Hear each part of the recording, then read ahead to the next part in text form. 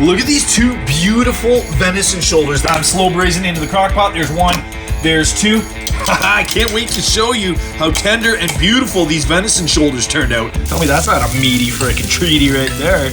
And I like that. That's a bunch of homemade jalapeno garlic sauce that I made earlier in the summer. Should we put a little extra heat on the massive heat that's already in the heat with the heat? Yeah, I think so. Look at that, man. Tell me you don't want to get into some of that. Straight out of the ground, straight off the vine, straight out of the forest.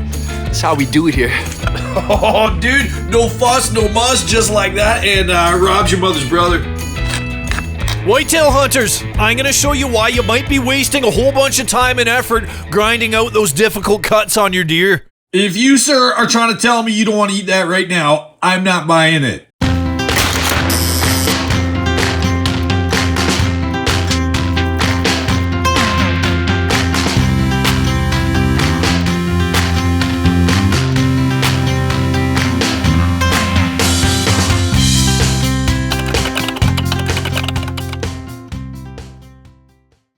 Look at these two beautiful venison shoulders that I just discovered in my freezer. Check it out. These are from 2 deer ago. This is from 2022, and they're boneless shoulder roasts, so I've already deboned them. They're kind of ready to go as roasts, and I've got a whole other deer in my downstairs freezer, so I was very pleasantly surprised to find these, and I thought, you know what, I'm coming into a busy season. I'm going to cook them both at once. I'm going to see if I can jam both of them into the slow cooker and cook them in a really neutral way, and then I just got a bunch of kind of like loose venison hanging around for all kinds of different dishes, and I'm going to try and show you all the different things you can do with a cut like that most people would probably just throw in the grind pile, but they're amazing slow braised. They got all this connective tissue. They got all the silver skin, and they are hard to do as like a steak, or I've used them as carnitas. I've used them as tacos, burritos, you name it. But what really, really counts is to break them down slow in the slow cooker, get them nice and tender, cook them neutral, and then you can kind of throw anything at them, and this meat will be great in 1,000,001 things, right, buddy? All right, well, I got those things cut out and free, and they're both going to fit in my slow cooker, no problem. Check out those beauties, though. So before I do that, though, I'm going to rip a few chunks off. I'm making tacos just quick and easy. I'm not even going to show them to you tonight, but I want you to head on over to my Instagram if you're interested in venison butchery. I have just like tons and tons and tons of how-to videos and best practices and you name it over there. But here's one of them. I just want to give you a real quick tip. Because I have 0 butchery videos on this channel yet. I'm just starting this YouTube channel right here. I just want to let you know that you don't need a knife for every single cut. This is just a quick tip before I even start cooking here, is that you see how these muscle groups are attached by sinew? Like that, etc. There's nothing to it. You can literally just grab that stuff and pull it apart, and I can cut that all up for tacos or whatever I'm making right now, and I save myself a cut. Look, I can grab another piece right there. Have a look, buddy. Right? And look at that. That's 2. That's more than I need. Some of that's going to go in the slow cooker, but that's a lot of meat right there for 2 nice big old burritos or whatever, and I didn't even have to pull out the knife. But anyway, let's get this stuff into the slow cooker. Now I'm going to chuck the parts that I'm slow braising into the crock pot. There's 1. There's 2. Give me 1 second. You can see we've got a very curious and excellent little helper in there, but he's going to get the shock of his life right now because we're going to cover those over with water. And what do you think of that, dumb nut? And now all I got to do is cut up some of these homegrown onions and garlic scapes. And I have some actual garlic too. And in case you're not a gardener, I should let you know what these things are. This is the top of the garlic plant. The garlic plant wants to make a flower, and in order to get bigger bulb size, we cut these off in the summertime, okay? But they taste like garlic. They taste really delicious. So I'll be putting some of those in with some actual garlic, a bunch of homegrown onions, and some salt and pep, and we're going just like super neutral on this so that I can go any way I want with this meat after.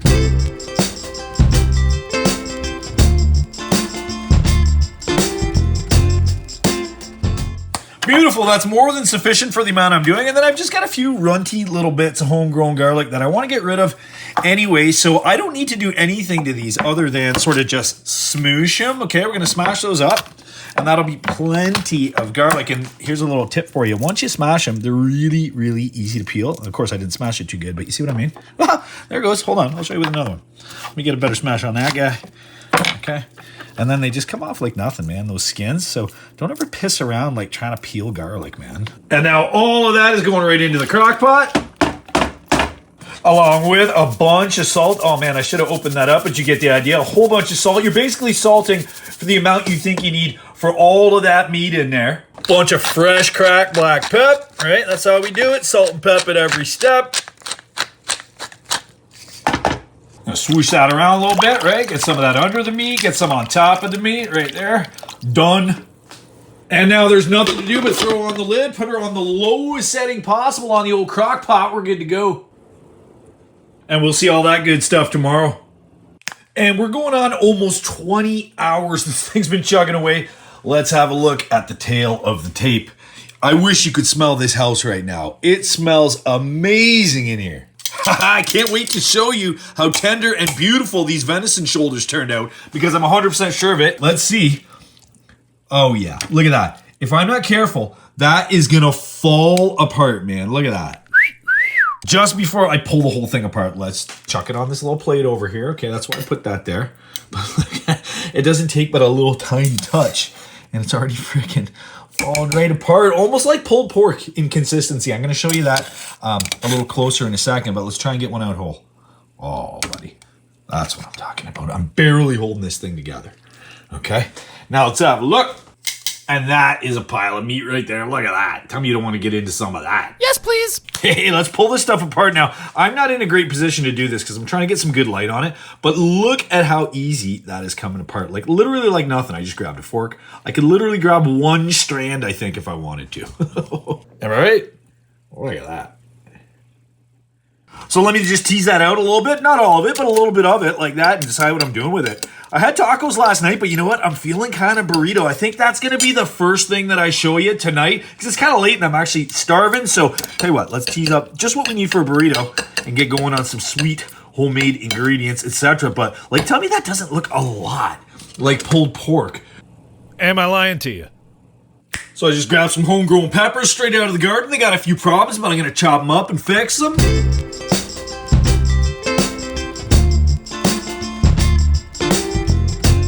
Beautiful. More peppers than I even need for this giant burrito that I'm going to be making. This is just sort of a green pepper, a green bell pepper variety. This is actually a really hot little Hungarian red pepper there. And this is, of course, fresh jalapenos, right? So it's going to be actually really spicy. And side note, you see all this here? These would be great for next year's garden. It's never too early to start thinking about next year's garden. Now, I've already saved seeds from all of these varieties this year. I don't need these. Those are going to go in the compost. But, you know, waste not, want not. And now I'm going to start just chopping up these two little onions. And again, little runty ones, you want to always use these up first. The big ones, they just store better and longer. So that's all I'm going to need for one burrito. That's more than I'm going to need. Just put on this little copper pan. I'm going to jack up the old heat there. And now all that's going in this pan for like just literally less than 5 minutes with a little bit of olive oil.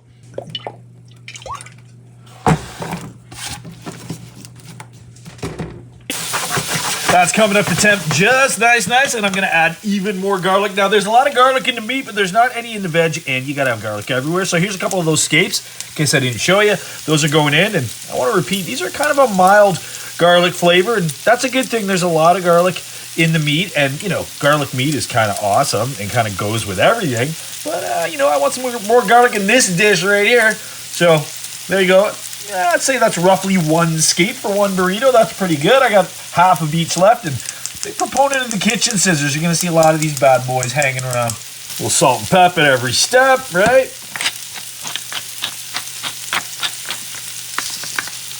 Those are just going to cruise along for another couple minutes on this sort of medium-ish heat. I'll give them a quick flip, something like that, and I'm going to start loading up this freaking burrito with some meat. Oh, that meat is still warm and lovely, and I'm going to put a bunch of it in there, and oh, look at that. I'm even getting some of those onions out of the braise. Beautiful. Tell me that's not a meaty freaking treaty right there. Heat's off, those peppers are just coming down, and I just realized I checked my fridge. I don't have any sour cream, so you know what? We're loading her up with freaking cheese, buddy. Am I right? Bunch of that. You got to add fat to this meat. Now, this is a really important point about shoulders specifically. There's no fat in them, and as you know, the tallow on a deer is a terrible texture. It actually tastes kind of good, but you know, it's not nice on the tongue. It kind of sticks to the roof of your mouth, but you do have to introduce some fat into this meat, and that's what all that cheese is gonna be for. Now we're putting on a bunch of those peppers. Probably most of them, if not all of them. Yeah, we're going for it. We're putting all of them on there, buddy. Yeah, there you go. To that, I'm adding a bunch of homemade salsa. This is all from last year's garden. Like 100% of this is from last year's garden. Every last ingredient in this thing, including the cilantro and all the nice, okay? And how you like that? That's a bunch of homemade jalapeno garlic sauce that I made earlier in the summer, right out of the garden. These are literally this year's jalapenos and garlic from the summer, so a bunch of that. Should we put a little extra heat on the massive heat that's already in the heat with the heat? Yeah, I think so. Okay, bunch of that. Oh man, I just licked that spoon, man. That's so good. I roasted the peppers and the garlic before I pureed them like that. That's just really just a fresh fridge sauce. So good. And here is the only store element. You gotta have a little bit of green habanero in a thing like this. Now, I didn't grow any habaneros this year. I sometimes do, but I got a lot actually pickled, and I've got a bunch preserved in oil, etc. But that sauce is gonna be just fine. And now, give me a second. I'm gonna wrap her. I'm gonna throw her in the casty here, toast her up. Oh man, onions, garlic, etc. And now the moment of truth. Let's see if this giant fatty can even be rolled up. Yeah, it's gonna go, but I'm gonna have to do a little stuffing, see? On the sides, yeah. There you go. We're just gonna let her sit for a second while I bring that casty up to temp for this. All right, look at that dry casty just coming up to temp. Actually, I'm gonna turn it down a little. She's a little hot, but now this delicious burrito is going fold side down into there. Oh yeah, it is a little too hot. And that's gonna toast her up just nice. It's gonna melt that cheese even more than it already is with all the hot ingredients inside. And I'll just keep an eye on it. Flip it frequently. That's been going just a few seconds. I hope I didn't burn it. I actually had to go and quickly feel the phone call. No, it's pretty close, but it looks good. It looks really good, actually. Sounding and smelling amazing. Listen to that. Oh, it's so nice. I don't want to leave this one as long as the first one. Let's check. Oh, yeah, see, I'm getting tight here. I'm getting close, but it's still all right. I'm going to tip her up. A little on that side. Oh, we got some meat falling out. I'll put that over on the plate. Right? Kind of sweet how she's just cooperating and standing up all on her own like that. I do appreciate that, lady. We're not going to leave it for very long. I keep kind of pushing it here. Look at that. There, let's see if she'll do it on the other side. Kind of ish. I'm going to hold it just for a few seconds and we're done here. That's that. Let's transfer it to the plate and see how we did. And there you have it. Use number 1 burrito, man. Look at how crispy and beautiful that is. And I want to show you inside. Check out that cheese, man. That is melted and beautiful with homemade salsa coming out. Fresh sauteed peppers straight out of the garden. Unfancy. This is probably going to be like the unfanciest or the least put together meal you're ever going to see on this channel, but sometimes you're in a hurry. I've been out all day.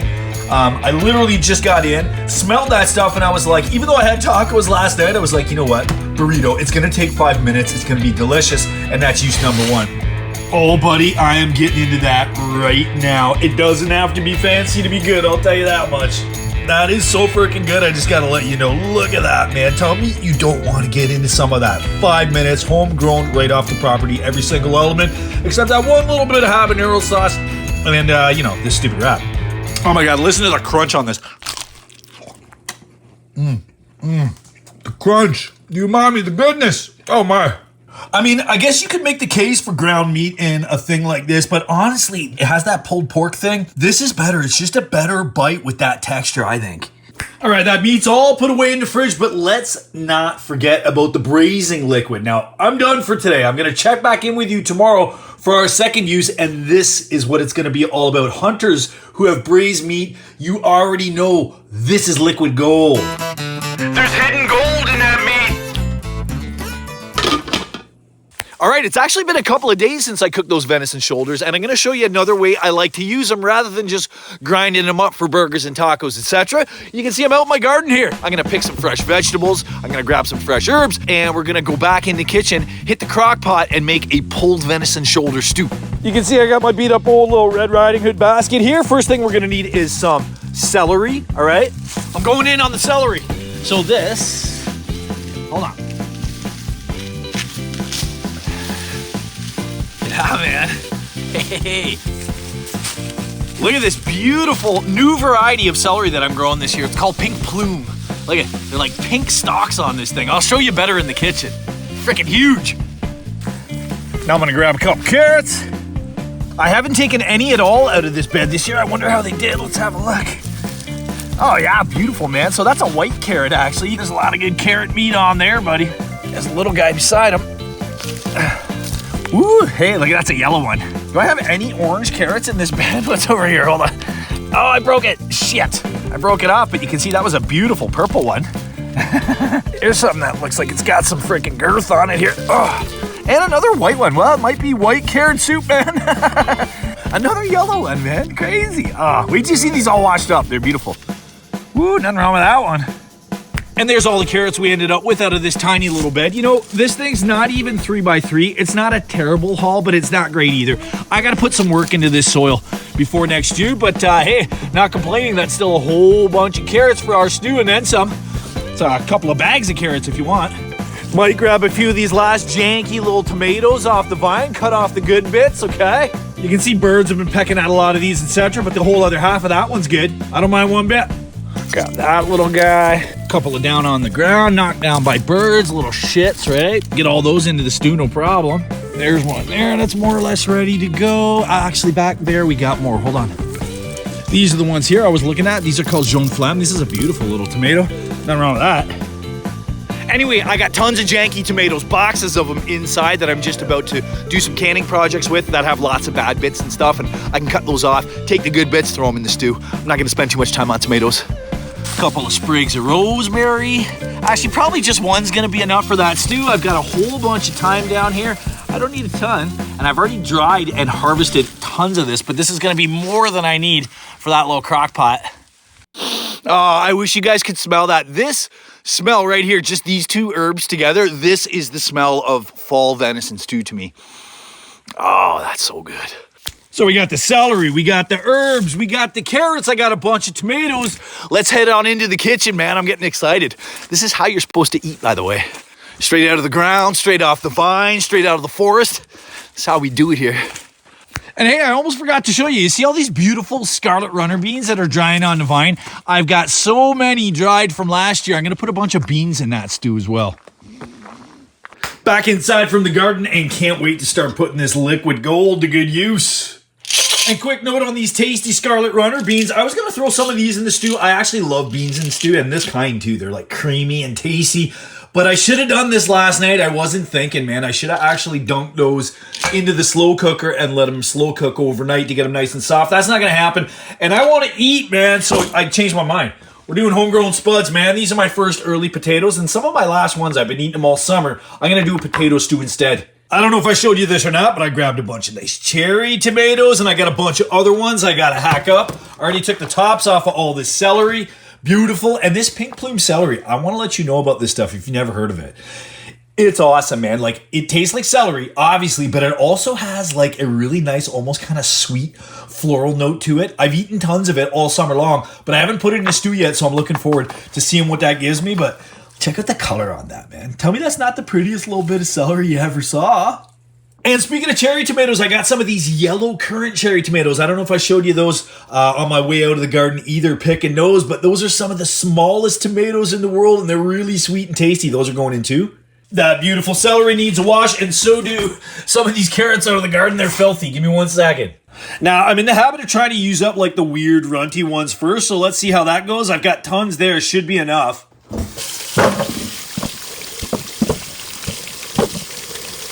Buddy, I'm trying to make a cooking video. You make a better door in the window. What do you think's gonna happen here? Huh? People can't see the carrots, dude. And how you like them carrots? Plenty of them. Oh my god, those little weird runty carrots are so tasty and sweet, man. I've been sneaking a few as I go on. I'll meet that little red one. Oh man, that's good. This is gonna be so good in that stew. Now I'm talking about celery and some of these long spindly ones, right? Now, I don't need onions for the Holy Trinity, right? Like carrots, onions, celery, the mirepoix, that's like the base of so many good dishes, not just soups. But there's a ton of onions in that already. If you remember when I made that liquid gold, there was a ton of garlic and onions in it. So I'm gonna taste it before I bother chopping any onions. I'm gonna do potatoes next. And I'm cutting them nice and small so they cook quick because I'm getting kind of hungry, man. It's late in the day, bro. Now, hold on, before we go any further, we gotta see how much liquid gold we really have. See all that there? That is a mega concentrate, and there's a lot of it, believe it or not. That's gonna be enough for this stew, but I gotta add some water to it. Gonna start off with just that little cup there. See how that starts us off. Get those palms to theirs and theirs. Okay, buddy? All that celery and carrot. And then we're gonna just sort of get an idea of what's really possible, how much more liquid I need, if any, etc. Oh yeah, that's thick, but it does need some water. And worth noting, I've been tasting this as I go along here just to make sure everything's all tickety-boo. 0 onions needed, 0 garlic needed, and it's the beauty of this method when you're using the liquid gold from a slow braise. It's like the stew's half done before you even start. You chuck in some veggies, throw the meat back in, you're eating in like an hour.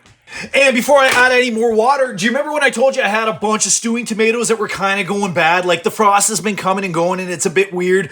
So these guys need some surgery, right? And they're going to give me a lot of liquid, so I want to put those in first before I bother adding any more water. That'll kind of tell me how much I need. And you can see there's like a ton of janky bits and gnarly looking stuff, but I'll guarantee you, over half of what you're seeing there is still good to eat and will give me that nice tangy top end on this stew that I want. So give me a second. I'm going to clean these up. So hey, look at that. Not too bad. You know, there was actually more that was like too far gone than I had hoped, but that's going to be plenty for that zippy top end I want on this stew. So, you know, I'm just going to cut these down into little chunks. And you know what the secret is to using skin on tomatoes like this, which don't bother me at all, but that does bother a lot of people. If you cut them with a serrated knife, okay, because I don't have a real sharp knife at the ready right here, so I just grab this little stupid steak knife, but it does a great job on skin.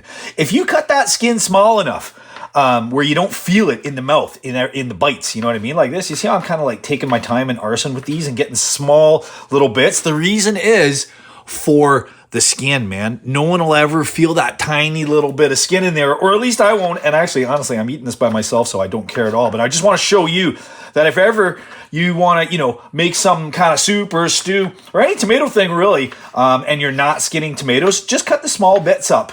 Excuse me, cut the skin into small bits. And, you know, I doubt anybody would ever be able to tell the difference, you know.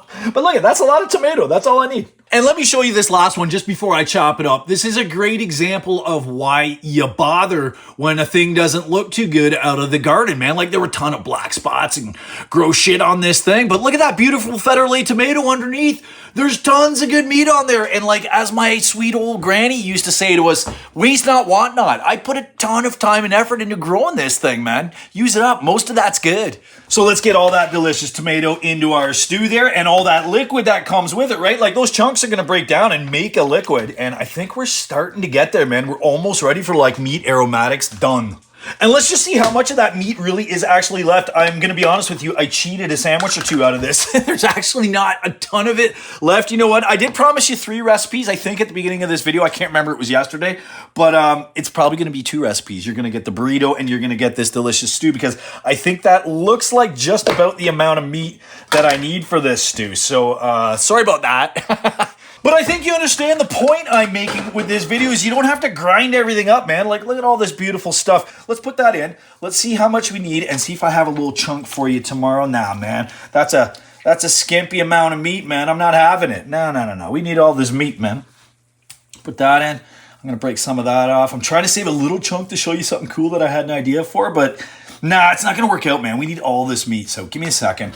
I'm actually going to hack that up a little bit with this stupid knife. It's not even the right knife for this, but whatevs. Let's put that in, and I just want to see how much. Yeah, no, that's perfect, man. This is what we need, so I'm going to turn all that over. And excuse my hands, I am just that kind of fancy broad, okay? And now we're pretty much ready to turn on the heat, man. A little aromatic. I'm going to throw a little herb on the top. Good. Yeah, let's get her going. You know, this thing's got to chug for like at least 90 minutes, I would say, with the volume of stuff, including potatoes and celery and stuff that takes a minute to break down. All we really need is the top end. I might throw in a little salt and pep, but I think that sprig of rosemary is a little bit too big. Probably for that size pot, like half of that would be fine. Then I've got this thyme that we just pulled out of the garden. Look at it. Oh, I wish you could smell that, but that's a lot too. I don't need a ton. There's a little bit there, maybe 2 more little sprigs there, and that's all I need, honestly. I don't need any more than that. I'm going to throw a little salt and pep, crank the heat. Now, let's not forget that broth, or that stock, if you will, more accurately. It was already salted, so I'm just going to put a little bit of salt in there. And I'm going to taste this as I go along. Always can use some black pep, especially fresh ground like that. I'm going to start there with a really, really sort of conservative amount. Let's just get her on the heat, get it chugging, taste it as it goes along. And hold on, I got a real good crock pot tip for you. When you are making a mess like I do, like a bomb always exploded in your kitchen, it's good to clean this little rim before you get it to the heat because it will stick your freaking rim down or make it just impossible to clean later. So fuck that. There you go. And while our stew is chugging along, can we just stop to appreciate the beautiful color of this pink plume celery, man? Like, that is a work of art right there. And this is actually a great hack, guys. You want to keep a stick of celery fresh forever and ever. I'm talking weeks in the fridge. Throw it in a glass of water like this with a little paper bag or a plastic bag over top. And honestly, they'll keep forever. Head on over to my Instagram if you want more like kitchen hacks and stuff like that. I don't know how much of that kind of stuff I'm going to be doing here on YouTube, but look how beautiful this is right here, man. Tell me you don't want to get some of that in your boosh. Man, I'm going to eat that right now. And this is what I'm talking about, right? Like weeks and weeks and weeks that'll stay there. I am not exaggerating. Head on over to my Instagram. There's lots of examples and lots of hacks like this. But this works for herbs, all kinds of veggies, lettuce, you name it. And almost 2.5 hours later, let's have a look at the tail of the tape. Oh yes, that is looking just right. Give me 1 second. I'm going to get a great big old spoon. Man, I got busy doing something else and forgot how freaking hungry I am. Let's see what's going on. Oh, bro. Come on. Come on now. Come on now. Hold on, let me just get these sprigs of herbs out of here. I don't want those in my soup. Give me a second. Oh, that's hot. Tell me you don't want to get into some of that. Oh, dude. No fuss, no muss, just like that. And Rob's your mother's brother. And that, friends, is about as good a way you're ever going to find to use a venison shoulder. Trust me. Anyway, diversity with your venison. I think you see where I'm going with this whole video here. If I had ground up those shoulders, there's no way in hell I could have made this stew.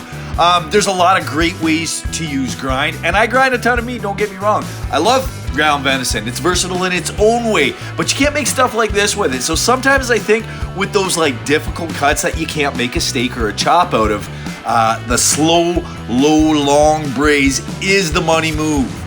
Am I lying to you? I don't think so. And hey, sorry I snuck those sandwiches on you off camera yesterday. I really did want to show you a few different really simple dishes that you could do with that pulled style venison, but it'll have to be for another video, and hey, I'm a hungry growing boy, things happen. So I hope you got something out of it. I hope you enjoyed this video, and I'll see you on the next one. Thanks for hanging out. Cheers. Folks, I literally just started this YouTube channel. Please consider subscribing, ringing the bell for notifications and all that stuff. Drop me a comment below and maybe go check out another video if you got the time. And hey, if either of these recipes look good to you, consider sharing this video with a friend. See you next Thursday. If you, sir, are trying to tell me you don't want to eat that right now, I'm not buying it.